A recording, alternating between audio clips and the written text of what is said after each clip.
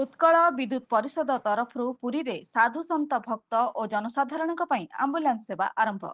सनातन संस्कृति और परंपरार सुरक्षा और प्रचार पई कार्यरत उत्कल विद्युत परिषद पुरी रे आंबुलांस सेवा आरंभ करिछि।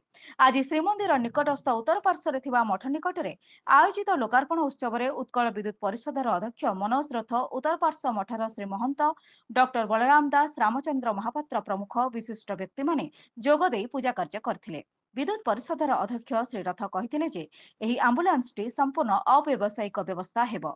सेवा मनोभाव रे साधु संत भक्त और जनसाधारणक पई एही सुविधा उद्दिष्ट अटे।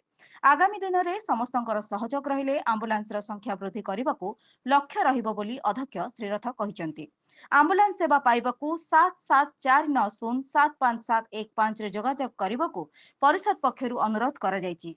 एही लोकार्पण कार्यक्रम को संपादक विनय कृष्ण ब्रह्मा, कोषाध्यक्ष कमलाकांत आचार्य, सीसेन प्रतिहारी आदि प्रमुख परिचालना करथिले।